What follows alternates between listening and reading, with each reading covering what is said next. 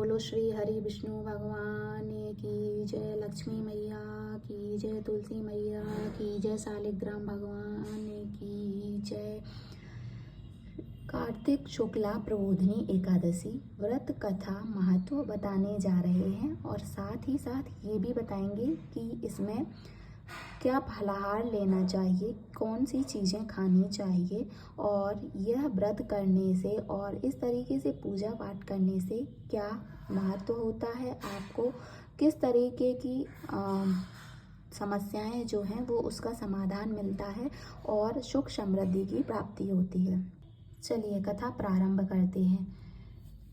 श्री कृष्ण जी बोले, हे युधिष्ठिर, कार्तिक मास के शुक्ल पक्ष की एकादशी का नाम प्रबोधिनी है।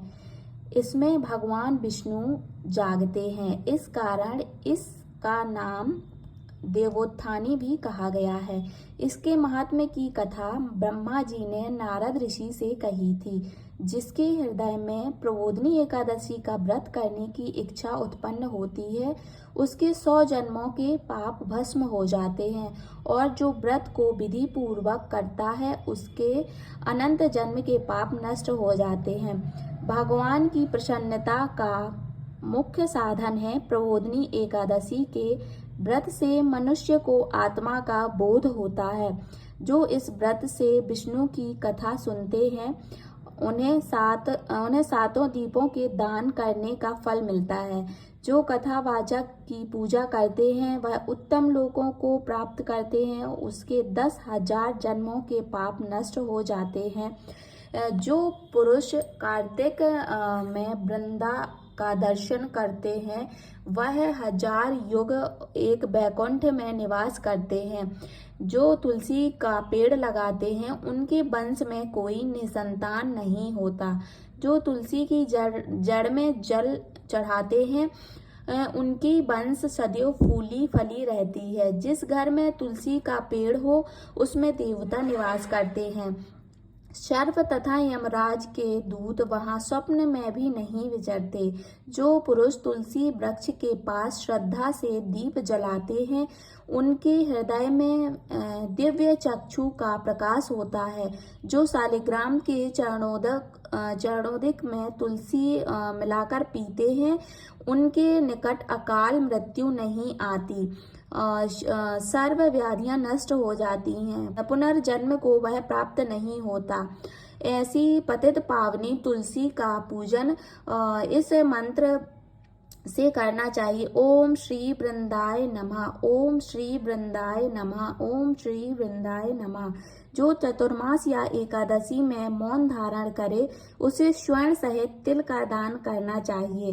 कार्तिक मास या चतुर्मास में नमक का त्याग करते हैं उन्हें शक्कर दान करना चाहिए। कार्तिक शुक्ला एकादशी से पुण्य तक देव स्थानों में दीपक जलाने से महापुण्य होता है। बुद्धिमान पुरुष सारा कार्तिक को यही नदी तट इत्यादि पूज्य स्थानों में दीपक जलाते हैं। प्रबोधिनी एकादशी महात्म्य सुनने से अनेक गोदान का फल मिलता है। तो अगर आप प्रबोधिनी एकादशी की कथा सुनते बस हैं तो उससे अनेकों गोदान यानी कई गायों का दान करने के बराबर फल मिलता है। इस दिन क्या फलाहार लेना चाहिए ये आपको बताते हैं। फलाहार में इस दिन काजरे का सागार लिया जाता है, तो इस दिन काजरे का सागार लेना है और इसके महात्म्य को आप कथा से ही पहचान गए होंगे कि क्या क्या है। अगर आप एक तुलसी का पेड़ लगाते हैं तो आपके वंश में कोई भी निसंतान नहीं रहेगा। अगर आप तुलसी के वृक्ष में जल सींचते हैं तो आपके घर में कभी भी कोई भी कष्ट समस्याएं नहीं आएंगी, यानी वंश सदैव फूला फला रहेगा। और जिस घर में तुलसी का पेड़ होता है, तुलसी के पेड़ का बहुत ही महत्व होता है। सभी घरों में तुलसी का पेड़ होना ही चाहिए। तो तुलसी का पेड़ होता है तो उसमें देवता निवास करते हैं और जो सर्प या यमराज के जो दूत हैं वो स्वप्न में भी नहीं आते। मतलब सांपों के या यमराज के जो स्वप्न हैं वो भी नहीं आते उन व्यक्तियों को। और तुलसी के वृक्ष में आज के दिन आपको एक दीपक जलाना है और शालिग्राम भगवान के चरणों में तुलसी दल चढ़ाकर उनका जल पीने से आपके पास कोई भी मृत्यु नहीं भटकेगी। और मतलब मृत्यु तो सभी की ही होनी है, बट जैसे कि आप किसी भी समय अचानक जैसे हो जाती है, बिना किसी समय की अकाल मृत्यु जिसको बोलते हैं, वो नहीं होगी, ना ही कोई कष्ट होंगे जीवन में। तो आपको ये 2 चीज़ें तो ज़रूर ही करनी है कि एक दीप जलाना है तुलसी के पास, और एक आपको शालिग्राम भगवान के चरणों में तुलसी दल चढ़ाकर वो जल पीना है, और तुलसी के पेड़ पर में 1 लोटा जल सींचना है। ये सारी चीज़ें आपको करनी है।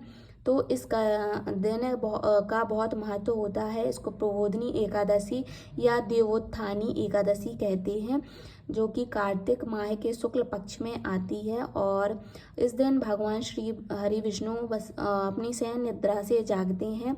देवता सोए हुए होते हैं 4 महीनों के लिए, तो आज के दिन देव उठते हैं, इसलिए इसे देव उठनी एकादशी भी कहते हैं, या फिर प्रबोधिनी एकादशी या देवोत्थानी एकादशी। तो कैसा लगा आपको महत्व जरूर बताइएगा, और ये महत्व जरूर सुनिएगा। सुनने मात्र से ही इसका फल प्राप्त होता है, तो आप जरूर सुनिएगा। और आपको जो अच्छा लगा हो तो वीडियो को लाइक जरूर करिए, और अपनी फ्रेंड्स एंड फैमिली सभी के साथ शेयर कीजिए, ताकि वो लोग भी इस व्रत का महत्व सुनने मात्र से ही गौदान के बराबर महत्व होता है, तो कम से कम वो व्रत रहें, पूजा विधि विधान करें ना करें, इसका महत्व जरूर सुने। तो और चैनल पर नए हैं तो चैनल को सब्सक्राइब कर लीजिएगा। Thank you for watching.